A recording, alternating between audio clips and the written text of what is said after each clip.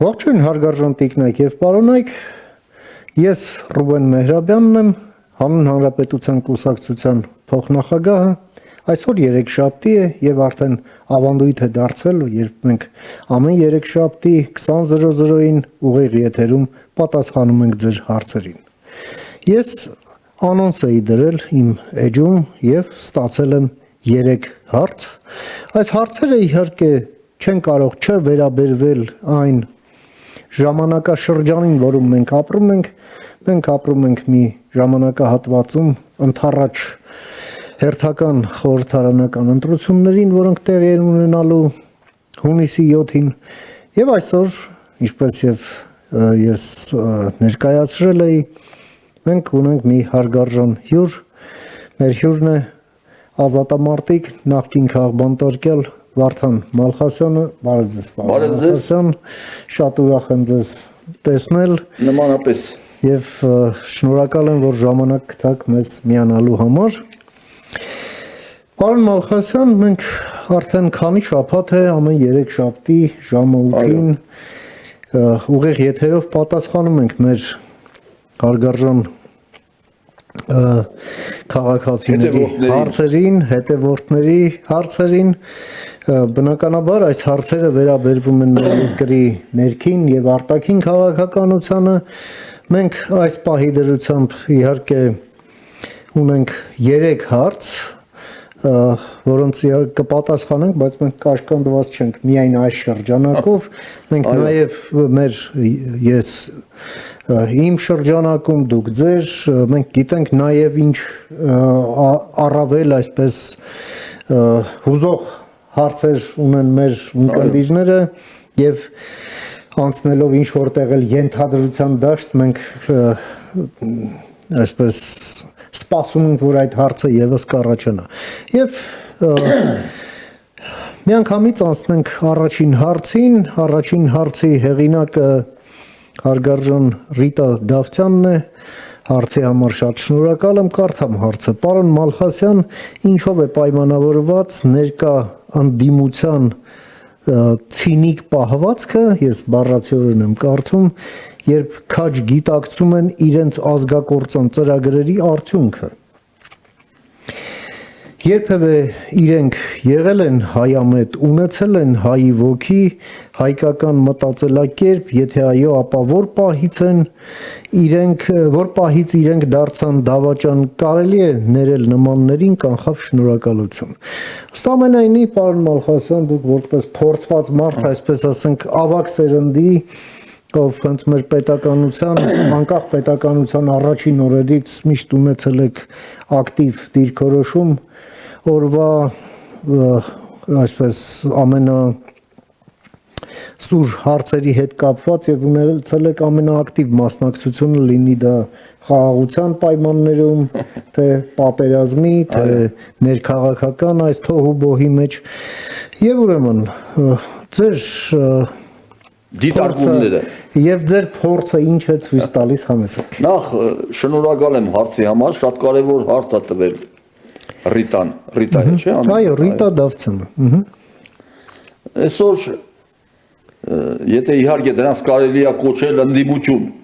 Ես եմ ընդդիմությունը, իրենք այս ընդդիմություն կոչված է այսօր։ Ասում է բաներ, որ իշխանության լինելու դեպքում երբեք չէր ասի։ Ուրեմն խոստանում է ինչ-որ բաներ, որ իշխանություն լինելու դեպքում երբեք չէր կարող իրագործել։ Ֆանտաստիկ բան։ Այո։ Օգտագործում է արտաքին աշխարհի հետ հարաբերություններ հաստատելու մի ազատ բառապաշար, որ իշխանության լինելու դեպքում երբեք չէր օգտագործի։ Հիմա այս առումով, այս խոսույթի առումով ընդդիմությունը ավելի ազատ է ու սանձարձակ, քան թե իշխանությունը։ Բաներ կա, որ իշխանությունը չի կարող ասել, իրենք ասում են։ Զաբաղ ասում են։ Խոստանում են ինչ ասես։ Խոստանում են, մտածում են մի բան, որ մեր ժողովուրդը հələ լիարժեք քաղաքական գիտակցության չի հասել Եվ հնարավոր է սուտ խոսելով, խոստումներ տալով, աչուցաղ, գայթակղիչ խոստումներ տալով, տեսեք այդ բանը ինչա կոչվում, այդ Տաշիր Սամոյի խումբը, ուժեղ Հայաստան, չէ՞, տես ինչ խոստումներ են տալիս։ Ձրի վարչապետ։ Հա, մարդկանց ակաժներին հաճելի բաներ լինի, աչուցաղ խոստանում են։ Հիմի խոստանալը փողով չի։ Հա։ Հիմա դրա համար պետք է ես ասել եմ, միշտ ասել եմ մեր իրական իշխանություն, որ մենք ձևավորենք, մեզ անհրաժեշտ է մեր ժողովրդի գիտագից աջակցությունը, որտեղ անգիտագից աջակցողները միշտ խափնվում են, ծուղակի մեջ են հայտնվում, որտեղ ասում են, տես նա լավ բաներ է խոստանում, խոստանում է, բայց այդ լավ բաները դա կարող է կատարել, հաշվարկ կա, այնց բաներ են խոսում, որ տակը հաշվարկ չկա, մասնագետները, տնտեսագետները, ուրեմն ասում են, որ դա սուտ է։ Հիմա նայ, օրինակ ասենք, հետո իրանք այսօրվա ընդդիմությունը, որ ազգային ժողովում է, հələ թող մեր ժողովուրդը մի հատ վերլուծի, ինքն իրեն հաշիվ տա։ Սրանք, որ այս 5 տարի հայտնվեցին ազգային ժողովում, այս Վանեցյանի եւ այն մյուս խումբը։ Նախ Վանեցյանի խումբը շեմը չէր հաղթահարել, օրենքի ուժով քաշին բերին։ Հա, օրենքն էր։ Հիմա սրանք այս 5 տարվա մեջ գիտես ինչ աշխատավարձեր են ստացել մեր հարկատուների հաշվին։ Արտոնություններ են ստացել, այն իշխան Սաղաթելյան կա այդ մանդատը, որ ստացել է, դարել առյուծ։ Մանդատը ձեռից վերցրես, կտրնակատու։ Բայց այդ մանդատը վերցրել են, դրանք ինչ օգուտ են տվել մեզ։ Ուրեմն ազգային ժողովում Ռիտա Դավթյանն էլ հենց դա է հարցում։ Ազգային ժողովում բացի ինտրիգներ, խառնաշփոթ, խուլիգանական դեպքեր սանձազերծելուց ինչ են արել, ինչ օրենքներ են մշակել, որ մեր կյանքը դրանք պատգամավորը ինչի է համար կոչված, որ ինքը նախ հասկանա օրենսդիր բաներից, օրենքներից եւ այնց օրենքները նախաձեռնեն, որ մեր կյանքը ավելի լավանա, այդ նախաձեռնությունները առաջ բերեն եւ եթե իշխանությունը ինչ որ տեղ նաեւ ինչ որ լավ բանա նախաձեռնությամբ հանդես եկել, լավ գործարար է, ցեղ չշպրտեն, լավին լավ ասեն, եթե սխալվի իշխանությունը նոր մեղադրեք։ Մեղադրեն ու իրենք էլ ճիշտն ասեն։ Իրենք էլ ճիշտն ասեն։ Այո։ Բայց թոշակները բարձրացնես, չէ՞։ Հայոյում են։ Կամ էլ ասում են, ես մենք ստիպեցինք, որ թոշակները բարձրացնել։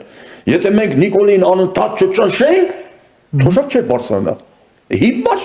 բացատրություն։ Նույնիսկ զավեշտի կարգի հիմարներություններ կան։ Մի հայտնի մարդ էլի ես չեմ ուզում անունը տամ։ Այս մամուլեյում ուրեմն մենք հիմի մեր բանակը ուժեղանում է, անընդհատ ուժեղանում է եւ անհամեմատ այսօր աննախադեպ ծախսեր են։ Այսօր անհամեմատ ես որպես բանակի հետ էլ կապված մարդ եմ, ուրեմն ես տեսնում եմ, որ այսօր մեր բանակը անհամեմատ ավելի ուժեղ է, քան թե 20 թվին, 22 թվին։ Շատ բանը ուժեղ է բանակը։ Հիմնավոր տեխնոլոգիաներով, բաներով ռեֆորմներ։ Հիմա այդ Հնդկաստանից զենքեր ենք բերում։ Այդ պինակա տեսակի հրթիռային համակարգ էր, որը մեր լեռնային համակարգում շատ լավ զենքեր են։ Մեկը գրել է, ասում է, հələ տեսեք, այս ինչի է սրանք այդքան շատ զենքեր բերում։ Եթե թուրքերի ու ադրբեջանցիների հետ եղբայրացել են, բայց զենքերն ով վրա պետք է օգտագործեն։ Ես զգուշացնում եմ, այդ զենքերը պետք է օգտագործեն կամ Իրանի, կամ Ռուսաստանի վրա։ Ապուշ հիմար բացատրություն, բայց մարդիկ կարող են մտածել, կարող է ասում ճիշտ ասում։ Այսինքն այս ընդդիմությունը ցեղ շպրտելուց բացի ուրիշ ոչ մի բան չի տիրապետում։ Մեր մեծանուն երկիծաբան Հակոբ Պարոնյանը մի օր այսպիսի միտք է ասել։ Ասել է հայոյանքը խոսքի սով է։ Այս մարդկանց մոտ խոսքի սով է։ Ասելիք չունեն, հայոյում են, խուլիգանություն են անում, ցեղ են շպրտում, ամեն ինչ փչացնել, այսինքն բանի ամեն ինչ լավն էլ է հետը վատ է։ Հիմա դրա համար ես ասում եմ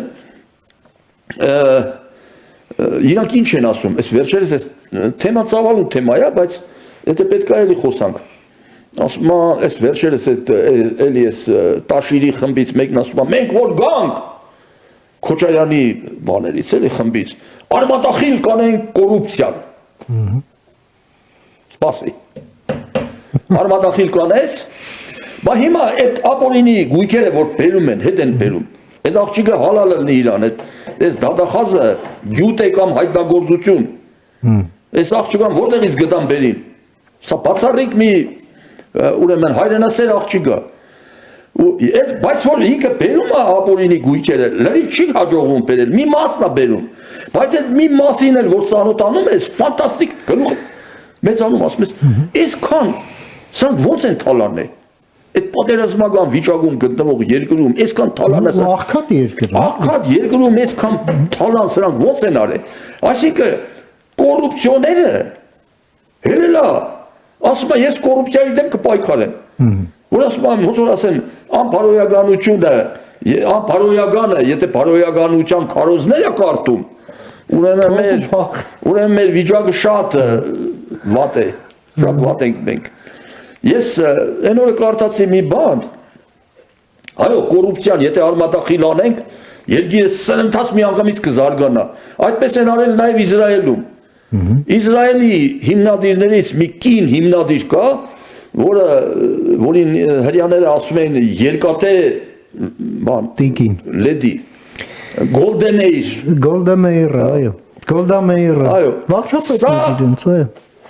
Նոր է հենց ձևավորվում այդ պետությունը եւ այդ Գոլդեների ասածները կիրառեցին, որ նաեւ Իսրայելը այդպես հզորացավ։ Ինչ ասում նա։ Ասում է, եթե ուզում եք ստեղծել մի պետություն, որտեղ կվերադառնան ձեր դուստրերն ու որդիները, եթե ուզում եք ստեղծել մի պետություն,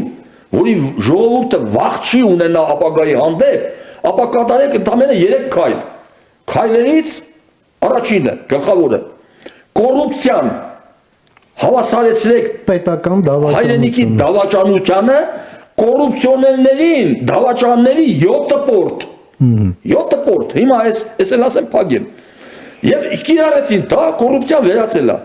հիմա այսինքն ինչ է ստացվում, եթե մենք էլ կիրառենք այդ օրենքը, հիմի Քոչարյանը պետք է բանտարկվի, իրա շուրջը հավաքված այդ թալանչիները, կողերը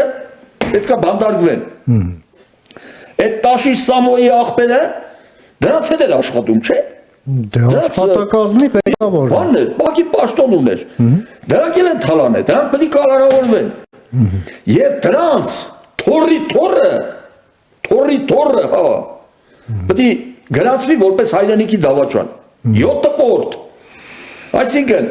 կարող է մարդու թորը ազնիվ ածնվել, չէ, ազնիվ։ Կաշակ չի վերցնում, բայց իրան պետք է պիտակը կպցնե ճակատին հայրենիքի դավաճան։ Հիմա այս հայրենիքի դավաճանները եկել են հայրենասիրությունից են խոսում, եկել են կոռուպցիան արմատախիլ անելուց են խոսում, այստեղ է խայտառակությունը։ Դրա համար ժողովրդին ասում եմ, այս բոլոր բաները հաշվի առեք։ Դրան ձայն չտակ, 0 ձայն, եթե մի քանի ձայն դրանց տվիք, չէ, այդ աղմախները նորից կհայտնվեն ազգային ժողովում, ոնց կհայտնվեն, իրաք շեմը չեն հաղթահարի, բայց ոնց որ Վանեցյանը մտավ ազգային ժողով, շեմը չեն հաղթահարի, բայց օրենքի ուժով սրանց կքաշեն, կբերեն նորից, դրանց երեսները նորից կշարունակեք տեսնել ու ջղայնանալ, այս է իմ ասածը։ Պարոն Մալխասյան, ոնց որ թեման շարունակելով էլ այստեղ հաջորդ հարցին միանգամից անցնենք, հաջորդ հարցն էլ տալիս է Անահիտ Բաղդասարյանը։ Հարցնում է Անահիտը, ինչ պետք է անել, որպեսզի ինքն է գրում ազգադավ մեր պետականության համար վտանգ հանդիսացող 3 նախագահ կոչված անձանց այդ պաշտոնները անիրավի զավթած արտոնություններից զրկել, ունեցվածքն արգրավել եւ ենթարկել քրեական պատասխանատվության։ Դա իհարկե պատկերացումն է, իհարկե այսպես մենք ունեցել ենք 3 նախագահական կառավարում Հայաստանում, որից հետո սահմանադրությունը փոխվել է։ Այո։ Հենց Սերժը փոխվեց։ 18 թվականի հեղափոխությունն էլ եկավ ոնց որ հենց նաև այդ նախագահական ժամանակաշրջանի ավարտը դարձավ եւ հիմա իհարկե այս 3 նախագահների պարագան տարբեր պատմություններ են, հա, ասենք առաջին նախագահան առանձին պատմությունը, հետո գալիս են այսպես կոչված երկրորդը եւ այսպես կոչված երրորդը, որոնք ընդհանրապես որևէ ընտրություններով չեն անցել եւ իրենց անվան հետ է կապված այն բոլոր խնդիրները, որի լուծման միակ տարբերակը դարձավ ուղղակի հեղափոխությունը։ Այլ տարբերակները փակված էին։ Հիմա մենք որքան էլ որ տարբեր է, բայց մենք մի զավեշտալի դեպք ենք տեսնում, երբ առաջին նախագահը ուղղակի կոչ է անում մի ռուսաստանցի օլիգարխի ձայն տալ, երբ իրենք էլ են կուսակցություն, որն էլ վարչապետի տեխնացու էր կարծեք թե առաջադրել եւ քաղաքական տրամաբանությունն այն է, որ նրան էլ պետք է սատարել, բայց դա տեղի չի ունենում։ Նախ խոսենք սրանից եւ հետո էլ անցնենք այն երկու այսպես կոչված նախագահների, Այո, որոնք մինչև հիմա քաղաքականության մեջ են, իրենց տեսնում, շուտ հայտարարություններ են անում, դասեր են տալիս, ճիշտ ու սխալ են բացատրում մեզ, փորձում ապացուցել եւ այլն։ Համեցեք։ ուրեմն ընդհանրապես ես իրավաբան լինելով հանդերձ դեմ եմ բեսպերեդելին։ Դե բնական։ Եվ իրավաբանության մեջ sense մի հատ ոսկե կանոն կա, չափածուցված փաստերը գնում են կասկածյալի օգտին։ Հիմա պետք է մեղքը հիմնավորենք, ապացուցենք, բեսպերեդելը շատ վատ բան է։ Ուրեմն երեք նախագահներին էլ լավ գիտեմ, իրանց օրոք ենք ապրել եւ կալանավորվել։ Հիմա Լևոն Տեր-Պետրոսյանի իշխանության տարիներին մենք ինչ ձեռքբերում ունեցանք։ Մենք այդ ազատագրական պայքարի տարիներն էր, մենք կարողացանք երկրաշարժից հետո սովետական միությունը քանդվել է, երկիրը այդ դրամարկղի փողերը լրիվ զերոյացրել են։ Այդ պայմաններում ինքը կարողացավ Վազգենի հետ միասին կազմակերպել են ինքնապաշտպանության պայքարը եւ ազատագրել մեր պատմական հողերի զգալի մասը։ Սա բայց ուրիշ թեմա է, որ ազատագրեցին, ասում են գրավելը հեշտ է, պահելն է դժվար, չկարողացան պահել։ Եւ դրանից հետո շատ սխալներ եղան։ Նաեւ 94 թվականի այդ պայմանագիրը, որ զինադատար կնքին, իմ կարծիքով սխալ էր։ Թեպետ Տեր-Պետրոսյանը ժամանակին առաջարկներ է արել Ղարաբաղի հարցի լուծման վերաբերյալ, որ ժողովուրդը չի ընդունել։ Ու չի ընդունել հատկապես Դաշնակցություն, Քոչարյան, Սերժ այդ խումբը չեն ընդունում։ Ասում են դավաճան եք դուք, հողազնողին գնդակահարել։ Հա, ինքը տեսավ որ մենն է գա, հեռացավ։ Վազգենն էլ էր անցել նրանց կողմը։ Հիմա ինչ վերաբերում է, ես չեմ ասում Լևոն Տեր-Պետրոսյանը հրեշտակ գա։ Մենք ելենք շատ սխալներ թույլ տվել, ինքն էլ է թույլ տվել, հիմա էլ է երևի թույլ տալիս։ Այդ ձեր ասածը իհարկե սխալ է, շատ սխալ է։ Բայց հիմա կանքել է այս երկուսին։ Հիմա ուզում եմ ասեմ, իր ուրեմն բերած այն մեծ բանը օկուտը, այնքան շատ է որ այն փակը, եթե ինքը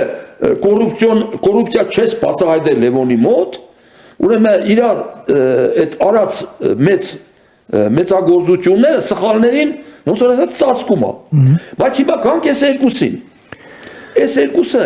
շատ ճակատագրական սխալներ են թույլ տվել հայ ժողովրդի նկատմամբ։ Ուրեմն նույնիսկ Սերժին իշխանության բերելու համար ժողովրդի արյան ու դիակների վրայով եք բերին։ Մարտի 1-ը նկատի ունեք։ Մարտի 1-արին, հոկտեմբերի 27-արին, սպանդարին, այդ լրիվ նույն կծիկն է։ Այդ հոկտեմբերի 27-ը որ արին, Սերժը ժամանակ համ ՄՎԴ-ի, համ ԿԳԲ-ի մինիստրն էր, չէ՞։ Այո։ Հա։ Ոչ էլ ազատեցին գործից, ոչ էլ պատասխան տվեցին։ Որտեղ նույն խումբն է։ Սրանք Լևոնից առանձնանում են որոշ հարցերով։ Որտեղ սրանք տապալեցին Լևոնին հանին, որ իրանք վերցրեն ղեկը Ալան թալան անեն այս երկիրը ուրեմն բոլոր պարամետրերով կողպտել։ Հիմա սրանք ծանր հանցանքներ են թույլ տվել, առանձնապես ծանր, որոնց համար պետք է պատասխան տան։ Եթե պատասխան չտան, ապագայում այդ տիպի հանցանքներ էլի կլինեն, հոկտեմբերի 27-ներ կլինեն, մարտի 1-եր կլինեն։ Հիմա լսել եմ, որ լսում ենք լրատվությունից, որ իբր նախաձեռնել են, որ մարտի 1-ը բացահայտեն։ Եվ ահագին Թամամյան Հովիգի նկատմամբ գործ հարուցեցին նախկին նախարարի ինչ էր անունը Օսիպյան այո սրանք պիտի կալանավորվեն պարտադիր պիտի կալանավորվեն որովհետև իրանք էլ հայտարարում ասում են մենք ինչ մեղք ունենք մեզ հրամանը տվե արել ենք դե ոչ շանվորդին հրամանը տվող հիմա եթե հրաման տային մորդ գնա սպանի կոչումը կբարձրացնենք կանեիր երկիրը հայրենիքը ժողովուրդն են ու հերն ու մերն են ուր ես դու կրակում ժողովրդի վրա այդ հրամանը ով է տվե առաջինը հրաման տվողներին երկրորդը կատարողներին խստագույնս պատժել այսինքն այս բանի մեկ էլ լսում եք դատավարություն է գնում ասում են ինչ դատավարություն է բայց Սերժը Սալյարկա է գողացե այ քեզ խայտարագություն երկրի նախագահ Սալյարկա է գողացե եթե Սալյարկա է գողացե ուրեմն այն մյուս բաներն էլ գողացած կլինի եթե ասենք այն մեծ բաները թալանել է հələ չի կշտացե հիմա էլ Սալյարկա է գողանում եւ դատ է գնում դատ է գնում վերջում կարող է Սերժին դատեն ու ժողովուրդը հաստատ ինչի մար դատեցին Սալյարկա է գողացե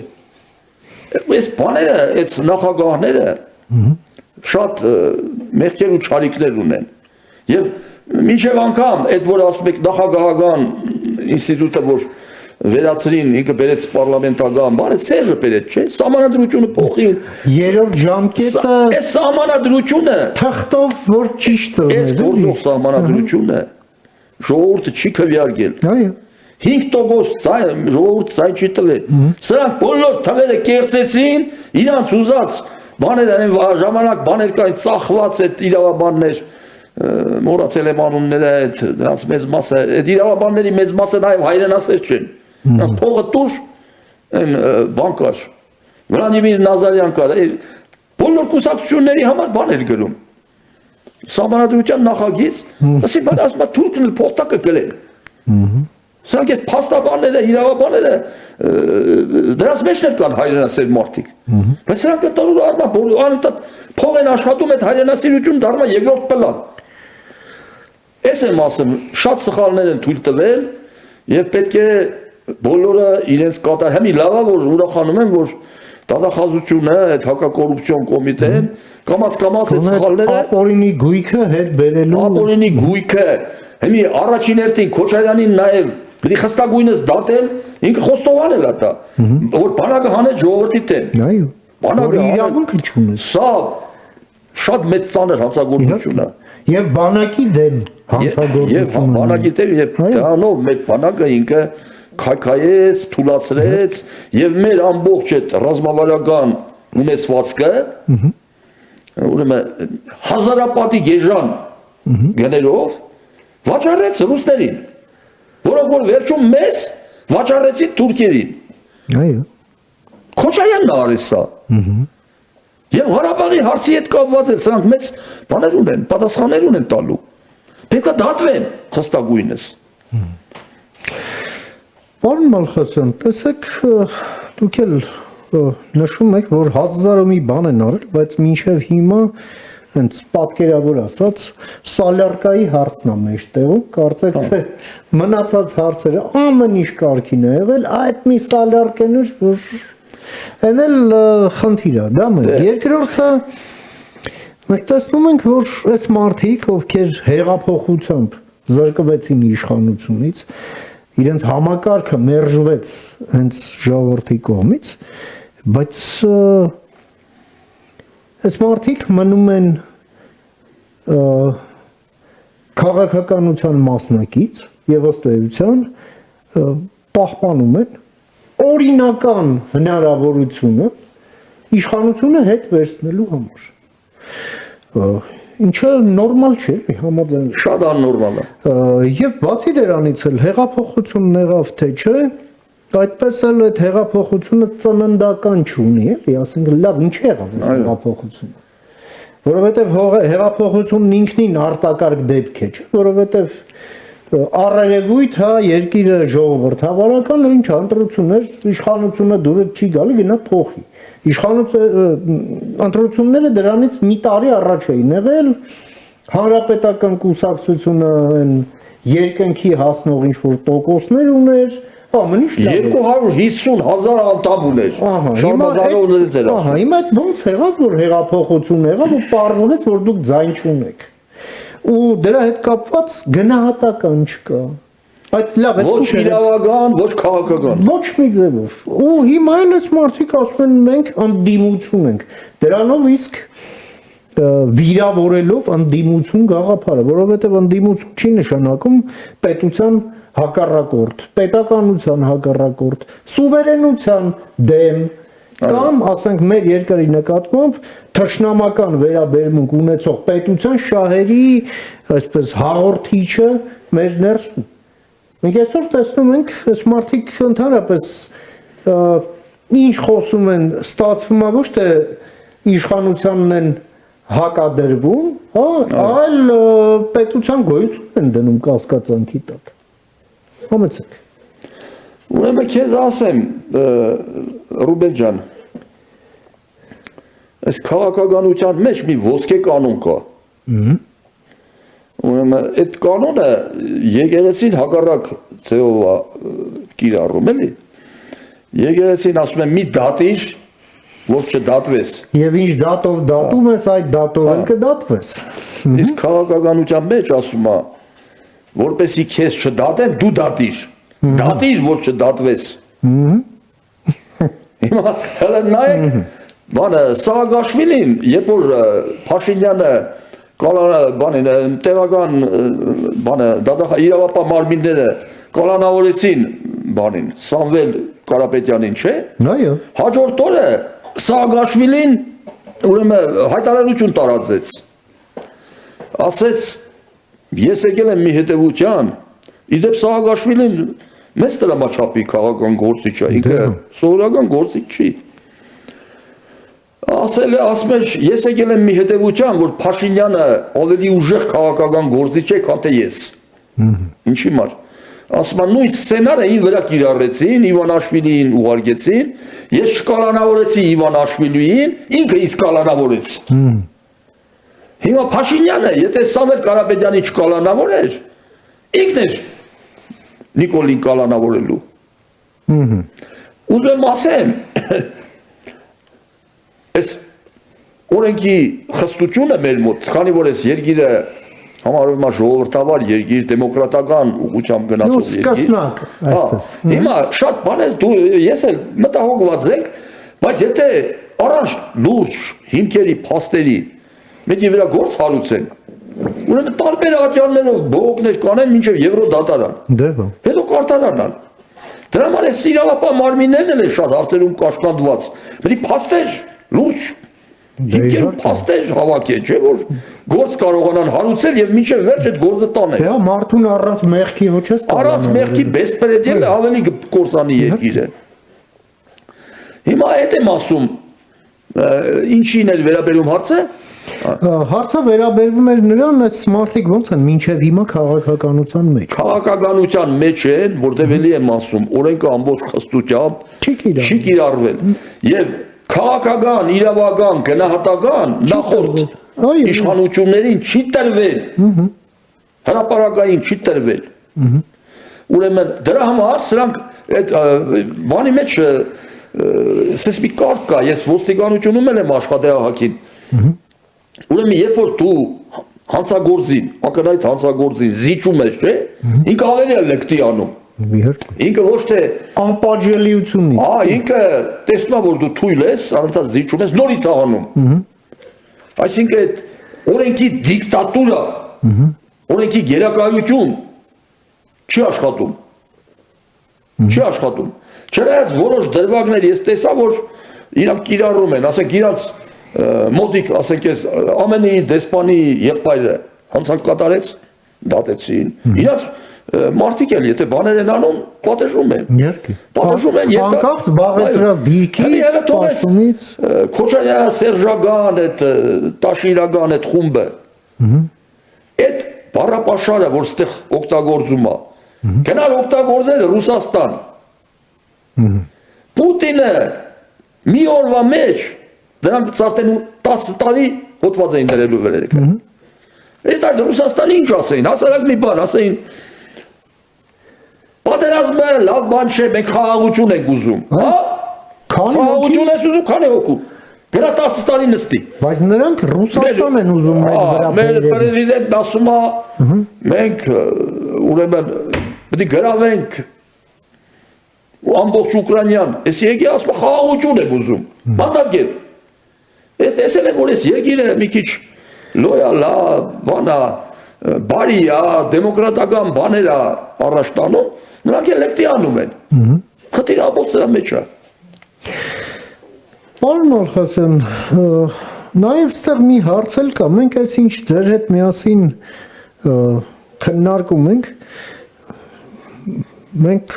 մեր երկիրը սենց ասենք էլի ակվարիումի մեջ չի, էլի արտաքին միջավայրի մեջ է, իսկ մեր կողքերն էլ դուք են Ռուսաստանը նշեցիք, Ռուսաստանը 4 տարուց ավել է արդեն պատերազմի մեջ է, դա մեզանից հյուսիս, մեզանից հարավ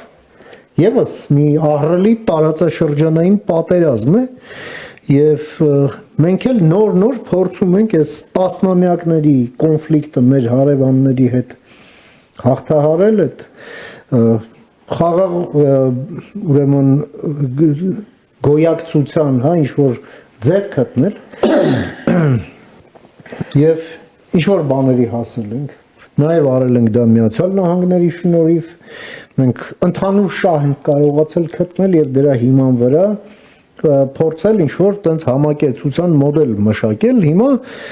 մեզ երրորդ հարցը հա Տիկին Արմինե Ռշտունին է հարցնում ինչպիսին պետք է լինի Հայաստանի դիրքորոշումը իրանական դեպքերի վերաբերյալ որքան երկար կարող ենք չեզոք լինել Եվ կարող է գալ մի X պահ, երբ ստիպված կլինենք ընտրություն կատարել մեր երկու բարեկամ Իրան եւ ԱՄՆ պետությունների միջև։ Նախ նշենք, որ Հայաստանը հենց այդ դրական չեզոքությունն ցավակցեց նաեւ, ցավակցեց, Հայաստանն այսինքն այստեղ սկզբունքային դիրքորոշում է ընդունում ընդհանրապես պատերազմի եւ խաղաղության վերաբերյալ առաջնորդվելով այն սկզբունքով, որ խաղաղություն լինի թե մեծ համար, թե մեր հարևանների եւ բարեկամների համար, հա? Այս ձևով եւ համարում է, որ այս մեր պատերազմը չի, հիմա հարցը այն է, որ մենք որքան երկար կարող ենք չեզոք մնալ, չեզոք լինել։ Ինձ թվում է մենք ամեն ինչ պետք է անենք երկար չեզոք մնալու համար, որովհետև նախ սա մեր պատերազմը չի։ Համաձայն։ Նախ մեր պատերազմը չի։ Այս հզորները աշխարհի ոտքի են էլ աշխարհակարգը ուզում են փոխեն։ Փոխել, այո։ Փոխեն։ Հինը չկա, նորը Քարտեզը աշխարհակարգը ուզում են փոխեն եւ կփոխեն։ Հիմա մեր նման պետությունները, եթե խառնվեն այդ բաների մեջ, կմնան ոտատակ, փլատակների տակ։ Այո։ Ոնց որ շատ տակա գլուխներ ասում են գրավենք, ջարդենք Թուրքիան, Ստամբուլը սարքենք արյանցով։ Դե հա, ինչ որ անում ես, ուզում ես անել ավելի ճիշտ։ Մի հատ հələ մինչև անել այդ հաշվար գարա։ Դու դա կարաս անես, անելուց հետո կարաս այդ եղածը պահես։ Մարսես։ Մարսես կամ պահես։ Հիմա ոչ ոք չգիտի, օրինակ ես Իրանի հետ կապված զարգացումները մի քանի օր հետո ինչ կլինեն։ Օրինակ Ամերիկան ձգտում է այնց Իրան ձևավորի, որը ոչ թե թշնամի լինի Ամերիկային, Իսրայելին, այլ լինի ամենամոտ բարեկամը։ Այո։ Եվ դրա նախադրյալներն էլ կան։ Հա, նախադրյալները։ Հետո Ամերիկան եւ Իսրայելը 40-50 տարի քրդերի հետ աշխատանք են տանում։ Նրանք հենց վաղը մյուս օրը ցայնը կլսեք, թե ինչ ձևի են ակտիվանալու Իրանի, Սիրիայի եւ Իրաքի քրդերը, Թուրքիայի չէ, Իրաքի։ Սրանց երևի ամերիկացիները խոստացել են, որտեղ դրանք շատ են, 20-30 միլիոն են։ Դրանց պետք է պետություն տան։ Հասկանում ես։ Եվ հիմա բացի այն, որ քրդերին պետություն տան, երկրորդ խնդիրն էլ ամերիկան հեռահար հաշվարկներ ունի, երկարաժամկետ։ Դու ինչ գիտես, թե ինչ հարաբերություններ լինելու Իսրայելի եւ Թուրքիայի միջեւ։ 100% պատերազմ է լինելու։ Գուցե 1 տարի, 2 տարի հետո, բայց անխուսափելի է, որովհետեւ Թուրքիան գնաց է քիթը խոտել է Իսրայելի սահմանները։ Դրանք դի բախվեն, անկարելի է որ չբախվեն։ Բայց հիմա եթե մենք ատայցել պետք է։ Հա, եթե Ամերիկան ուզում է այդ Պարսից ծոցից մինչև Սևծով կարճ անվտանգ ճանապարհ այդ բաները բացի լոգիստիկան եւ Չինաստանից մինչև Եվրոպա, որը այդ Փաշինյանը, որ առաջ այդ սլակները ցույց էր տալիս, շատերը ծիծաղում էին, բայց այդ ճիշտ է։ Դասում են այստեղ խաչմերուկ եւ բոլոր հարևանների հետ պետք է հաշտվեն։ Պատերազմները այս ռեգիոնում պետք է դադարեն, որովհետեւ Ամերիկան գալիս դառնում է երաշխավորը։ Իսկ միջև հիմա երաշխավորը իբր Ռուսաստանն է, դի ուրիշ թեմա է, դրանք կանդրադառնանք։ Հիմա դրա համար ինչքան հնարավոր է, մենք պետք է չեզոք դիրք գրավենք, հուսանք եւ սպասենք։ Բայց ես համոզված եմ, որ այս զարգացումները, այդ ընդհանրապես կրոնապետությունները ոչ մի լավ բանի չեն բերում։ Ստեղ էլ էին ուզում կրոնապետություն սարքեն։ Ստեղ էլ նույն սցենարը ստեղ էր։ Կրոնավորները ելել են ոտի, հարստացել են, կոոպտել են, ելել են ոտի, չեն բավարարվում է դեղածով, ասում մենք իշխանություն ենք ուզում, պետությունը մեր ձեռքին պետք է լինի։ Շատ 21-րդ դարն է, տեխնոլոգիաների դարաշրջան, գիտության, տեխնիկայի դարաշրջան, հələ են հետամնաց բաները եկել են մեյդան։ Որքան քուրմ ու մոկ, որքան քահանա, տգետ ու անգետ, նաև խապեպա, նաև մանկապիղծ, քանի դար արդեն մոլորեցրին ու թալանեցին մարդկությանը մեջ։ Դրանց թեմա առնում են։ Սպեն աղբեր ջան, խապեպաներից մաքրեք տարածքը։ Պարոն Մալխասյան, իդեպ անդրադառնանք նաև նրան, այո, մեր եկեղեցու վերնախավի հետ կապված եւ եկեղեցում ճգնաժամ կա, ընդ որում դրա մասին նաև եկեղեցու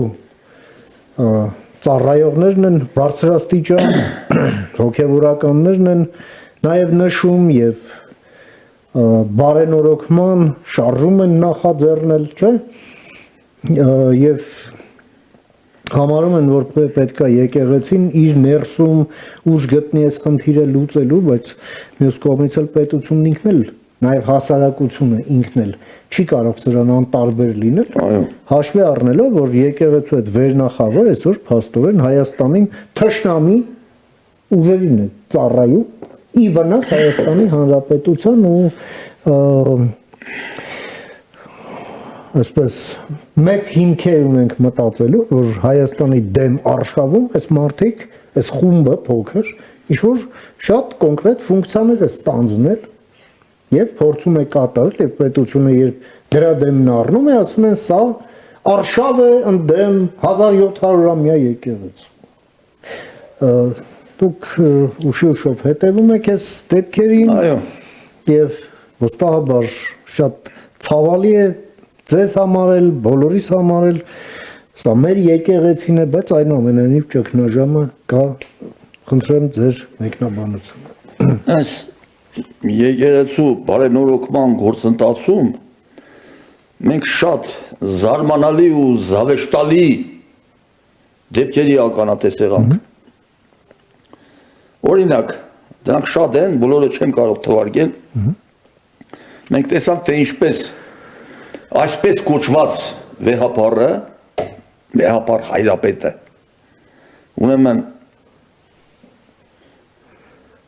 Սամվել Կարապետյանի եւ նրա կնոջ մեծադիր յուղաներ նկարը տարեկախել է Քրիստոսի նկարի փոխարեն։ Սրբապատկերների կողմ։ Սրբապատկերների, ասում են, մեր Քրիստոսը, քանի որ մենք նյութապաշտ ենք, այս մարդը մեզ փողա տվե, ուրեմն քանի որ մեզ կաշարկա տվե, փողա տվե, Աստվածը Քրիստոսը չի, սա է։ Պաշտեք սրան։ Հետո ինչ զավեշտալի բաներ տեսանք։ Այս Էդմոն Մարուկյանը պատարագի մասնակցեց։ Բանի արցկացրեց պատարագ։ Շորով հակավ այդ պիլոնը, խաչը գցեց վզից, տարավ հոգևորական, էլի։ Հետո ուրեմն պատարագի մասնակցեց Վանեցյանը։ Վանեցյանը էլի շորը հակավ, խաչը գցեց վզից, այդ բուլվարը վերցրեց, պատարագ անցկացրեց։ Նույնիսկ հունվարի 5-ին այդ Սուրբ Ծննդյան տոնի կապակցությամբ Վանեցյանը մի մաղթանք աղոթք հրապարակեց, երկար ասма դիմում Աստծուն, ասում է երկար կյանք տուր Հայրապետին, երկար օրեր հայոց հոր։ Այս Վանեցյանի խոսքերն են։ Հիմա այս բոլոր բաները, հələ ուրիշ բաներ էլ կա, հələ չեմ ուզում այդ ծանրաբեռնեմ։ Այս բոլոր բաները, որ ես տեսնում եմ, չէ՞, ես նայում եմ, մեկ էլ ակամայից հիշեցի, դպրոցական տարիներում կարդացել եմ Սևակ շատ էի սիրում, Սևակից, անգիր էի սովորում։ Մոտ կես դար առաջ Սևակը մի գիրք տպեց, Եղիցի լույս, հետագայում այդ գիրքը արգելեցին եւ ինձ թվում է այդ գրքի պատճառով էլ Սևակին Կադիբեն մահապործ արեց այդ գրքի պատճառով։ Ինչ է ասում, այսօրվա հենց մասին է այդ, այսօրվա, այս մարդկանց մասին է, դրա համար ուզում եմ մեջ բերեմ։ Կոչվում է նորօրյա աղոթք։ Ես վախենում եմ, շատ եմ վախենում բյուրավոր ու բութ հավատացյալից, բյուրատեսկ ու սուտ հավատացյալից։ Եթե Աստված եք, փչեցեք դրանց մոմերը բոլոր, մարեցեք նրանց կանթեղներն անմեն, հանգցրեք նրանց ջահերն այլազան, որ Եղիցի լույս։ Այսինքն սրանց մոմերը, ջահերը, կանթեղները ոչ թե լույս են տալիս, այլ խավար են բերում, զավեշտ է։ Բայց մինչև սրանց այդ ճրակն ու լույսը չմարես, իսկական լույսը չի բացվի։ Նարեկացուց է հավանաբար ոչը վերցրե բանը, Սևակը։ Այսինքն սրանք մի գիտես ինչ, այս եկեղեցին, ուրեմն բութ, սուտ, կեղծ հավատացյալներով է լցված։ Եվ դրա համար մեր ժողովուրդը հեռանում է եկեղեցուց, գնում է աղանդները։ Ասում է աղանդավորները, ուրեմն պետերը այդքան գող եւ նյութապաշտ չեն, ինչքան մեր եկեղեցու պետերը հեռանում են։ Հիմա բայց եկեղեցին մնում առանց ժողովրդի։ Հիմա ուրեմն եկեղեցին մենակ հոգևոր դասը չի։ Այս աղմախները գիտեն թե հոգևոր դասն ոնց որ գեներալը զորք չունենա, ինչ պետք է անի գեներալը։ Հիմա սրանք մտածում են թե եթե իրանք սիրուն շորերը հական, խաչը գցին վզից, մի քանի բաներ անգիր սովորեցին, ուրեմն իրանք Աստծո կողմից իջած մարդիկ են։ Դուք ոչ մի կապ չունեք ոչ Քրիստոսի, ոչ Աստծո, ոչ հավատքի հետ։ Դրա համար այս բանը ախորները Նիկոլա ասում է ճուլան, չէ՞։ Այս ճուլանները, ախորները մինչև լիակատար չմաքրագրվի մեր հավատքը իր տեղը չիգնի, որը շատ կարևոր է մեզ։ Մենք գիտեմ ասեմ, մեր ժողովուրդը բացառիկ ժողովուրդ է։ Մենք Քրիստոսին միշտ մնացել ենք հավատարիմ։ 451 թվին, որ Վարդանը կռիվ տվեց, հայերը կռիվ տվին, իրանք գնացին գիտակից մահվան։ Իրանք գիտեն, որ մեռնելու են, բայց գնացին հանուն դրա, որ Քրիստոսին չդավաճանեն։ Այդ դրանք են հավատացյալները։ Սրանք ինչ հավատացյալ։ Իսկ բանը դեկորատիվ բույսեր են։ Հիմա միջև այդ ես չգիտեմ այդ ինչ ընթացք է ընդունում այդ բանը, բայց սա շատ կարևոր նախաձեռնություն է։ Եվ այդ նախաձեռնությունը պետք է հասցվի հաղթական ավարտին։ Ինչ է նշանակում նեյնիմ անել։ Սաստակը լիքը հանցանքներ կա։ Իդեպ այսօր ազգային ժողովի նախագահին այդ հարցը տվեցին, ասելով մի քիչ ոնց որ չեք пассивացրել թեման, ինքն էլ ասաց, որ ոչ։ Հա, մենք հիմա ուրիշ հարցերով ենք զբաղված, բայց թեման пассивացված չի։ Դասված որովհետև մենք սխալվենք, բայց ես գիտեմ որ մեկը Նիկոլի բնավորությանն էլ լավ մոտիկից ծանոթ եմ, հետը շատ եմ շփվել, որ ինքը չի բանանի, եթե չի նահանջի։ Ինքը գիտի այս ինչ որ մենք խոսում ենք ավելի շատ գիտի։ Եվ դա պետք է այդ գործը անպայման հասցնի իր հաղթական ավարտին եւ մենք այնպես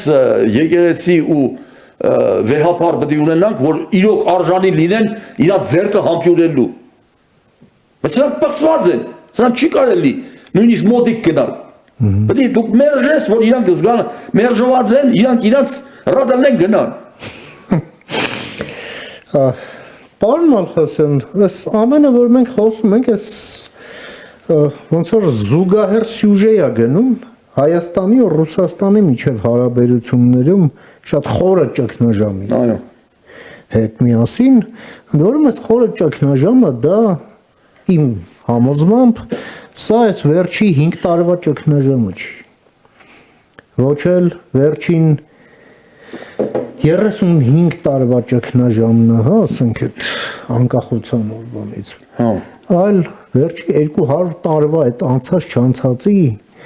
վերջաբանն է, հա։ Այսինքն հայ ժողովրդի պատմության մեջ, Հայաստանի պատմության մեջ, այս կոպիտ ասած, այս ռուսական գլխի վերջին էջն է թերթվում եւ բացվում է նոր մաքուր էջ։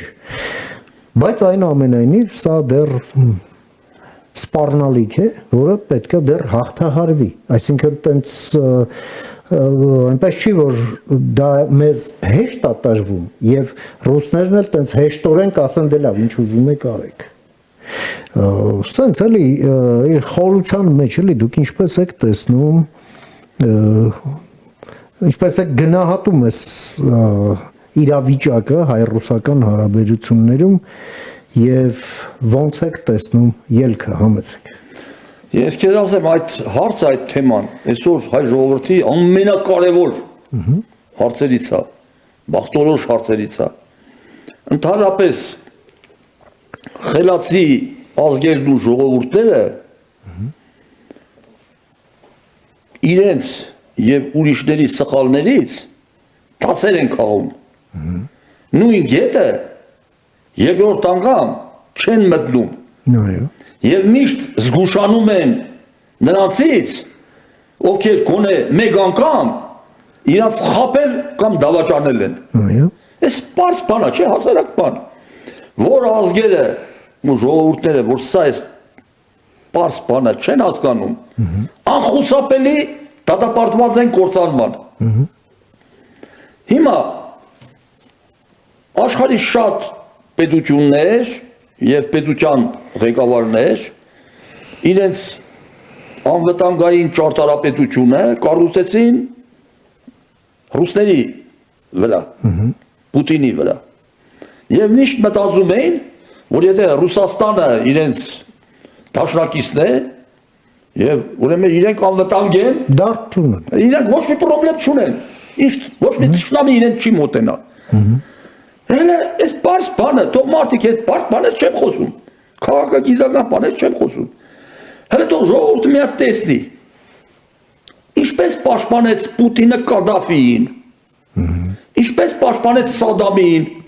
ինչպես պաշտպանեց Ասադին, ինչպես պաշտպանեց Յանուկովիչին, ինչպես պաշտպանեց Միլոշևիչին, որ սերբերը ռուսներին ազգակից են, նույն ազգն են։ Ինչպես պաշտպանեց Մադուրոին, որ եկան անկողնուց, կնոջ հետ տարան, անկողնու միջից տարան։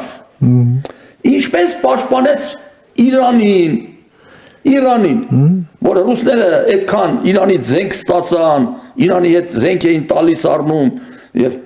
ռազմավարական բաներ էին իրար հետ քննարկում։ Հիմա ինչ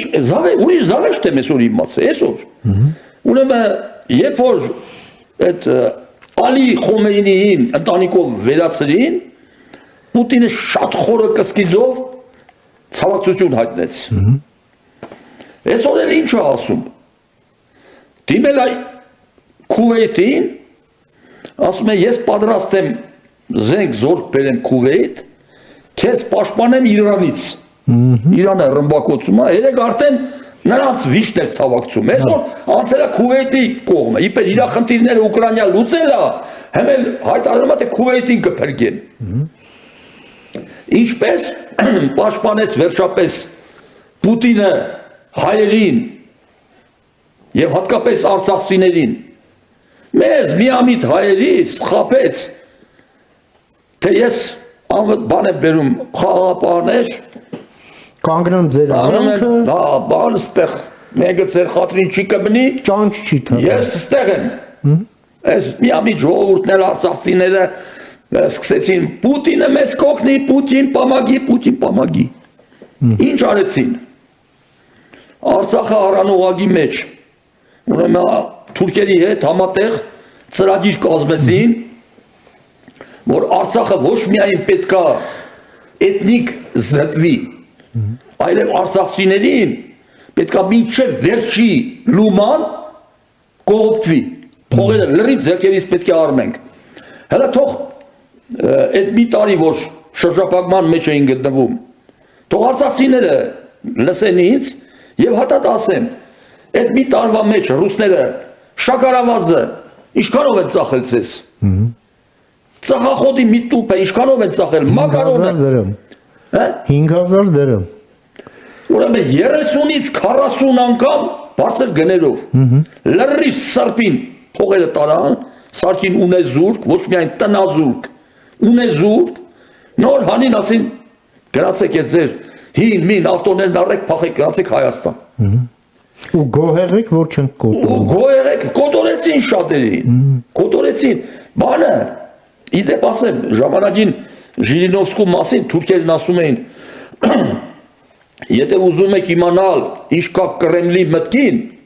տեսեք թե ինչ կա Ժիրինովսկու լեզվին։ Հիմա, եթե ուզում եք իմանալ ինչ կա Կրեմլի մտքին, տեսեք թե ինչ կա Դուգինի լեզվին։ Դուգինն ինչ ասում։ Աշլանը նամակ գրեց, ինտերնետում տարածվեց դա։ Իլհամ Ալիևին գրեց. Դարագոյ թանկարժեք Իլհամ Հեյդարովիչ։ Ժամանակ Ադրբեջանը մի քիչ հակասություններ էր սկսել ինքնատիռի բանի պատճառով, ասում է դուք լավ մտածեք։ Այդ Ղարաբաղի տեր որ դարակ, ով էր կանգնած ձեր թիկունքին։ Մարդը պարզ ասում է, որ Ղարաբաղը մենք տվինք թուրքերին, բայց լիքը արցախցիներ կան, Հայաստանում էլ այդպես անխելք հայեր կան, ասում են ռուսները մեզ կփրկեն։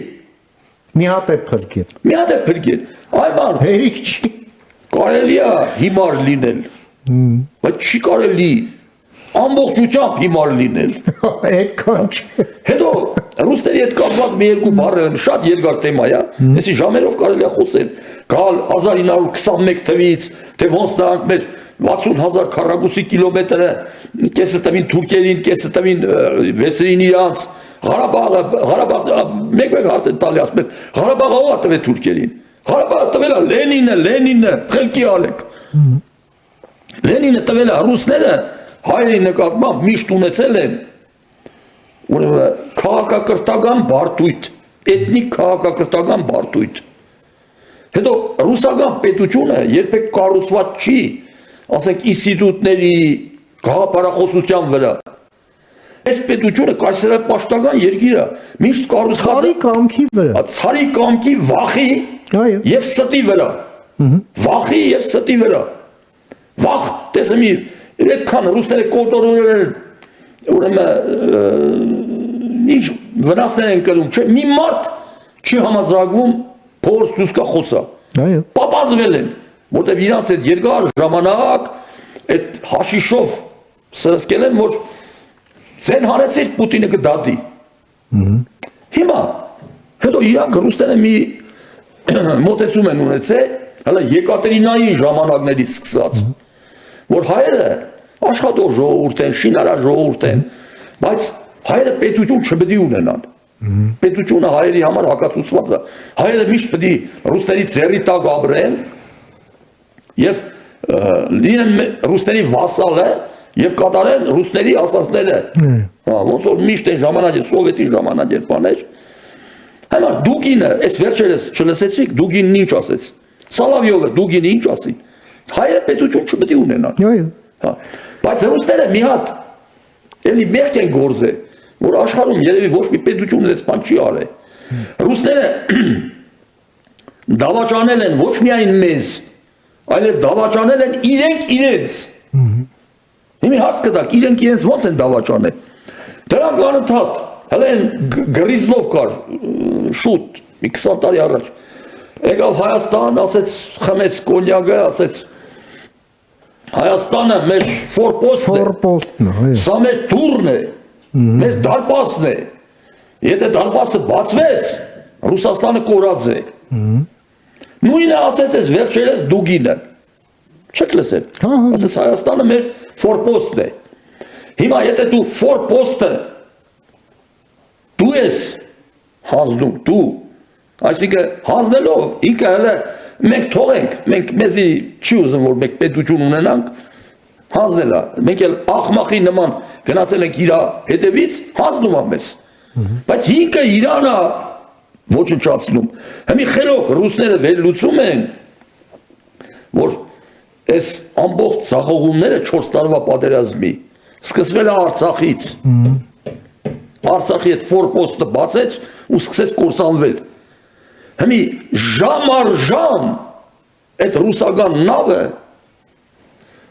խլվում է հատակը, քայքայվում է, վերանում է, հա, փաստատա, մի ամիս հետո տեսեք ինչ է կատարվելու Ռուսաստանում, այդ պետությունը կազմաքանդվում, խորտակվում է, բայց որոշ աղմախներ այդ ընդդիմության բաներով, չէ, ասում են արեք ետակ միանանք այդ նավին, լսի եղբայր, եթե դու ուզում ես կյանքիցդ զզվել ես, դու կնա միացի, բայց հայ ժողովրդին ուր ես տանում այդ նավի վրա, նավը խորտակվում է, խելքի արեք, պես է, հլա մինչև հիմի, հլա գնացեք ռուսներին հարցրեք, ասեք Հայաստանի սահմանները որն են, ասում են մենք Հայաստանի սահմանները չեն ճանաչում, եթե Հայաստանի սահմանները չեն ճանաչում, ուրեմն Հայաստանը որպես պետություն իրանք չեն ճանաչում։ Մի ուրիշ օրինակ բերեմ, Սախարովը, ակադեմիկոս Սախարովը, որ ատոմային էներգիայի բաներից էր, չէ։ Մի օր ասել է, որպեսի աշխարհը փրկվի, առաջին ատոմային ռումբը պետք է գցել Կրեմլի վրա։ Այդ ժամանակ աշխարհը կփրկվի։ Շնորհակալ եմ։ Ես եմ շնորհակալ։ Ձերս շատ տենց էմոցիոնալ եւ ապրած այդ։ Հա, այդ մի նախադասություն էլ պետք է ասեի կիսատ մնաց։ Մեր ժողովուրդը թող ստապվի էս 3 ամսվա մեջ։ Ուրեմն եւ իմանա որ Չարիքի հաղթանակի համար երբեմն բավարար է նաեւ պարկեշտ հայրենասեր մարդկանց անտարբերությունը։ Եթե պարկեշտ հայրենասեր մարդիկ անտարբեր են մնում, ուրեմն սրիկաները, այդ ռուսա հպատակ ճորտերը պետք է գրավեն։ Ուրեմն թող իմանան մարդիկ, ովքեր որ որոշել են ընտրությունների չգնալ, դա շատ վատ արարք է։ Եվ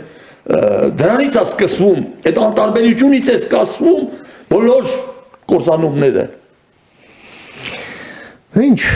ակնկալենք, որ մեր քաղաքացիները ամենաակտիվ մասնակցությունը կունենան այս ընտրությանը, որովհետև այն Չերչիլն էլ չէ ասում, որպեսզի վատ մարդիկ անեն իրենց արածը, բավական է, որպեսզի լավ մարդիկ ոչինչ չանեն։ Սկսում։ Ապրես Ռուբեն ջան։ Դու էլ Վարդան ջան, շատ շնորհակալ եմ այս ժամանակի համար, որ հատկացրեցիր մեզ, շնորհակալ եմ մեր հետևորդներին, որոնք այս մի ժամը մեզ դիմացան եւ հարցեր ուղղեցին մեզ։ Այո։ Այնքան խոսեցինք, Գործելը մոռացանք։ Շատ լավ։ Դե ինչ, շնորհակալություն, մինչ նոր հանդիպում հաջորդ 3 շաբթի 20:00-ին խաղաղություն եւ բարի նոր ձեզ։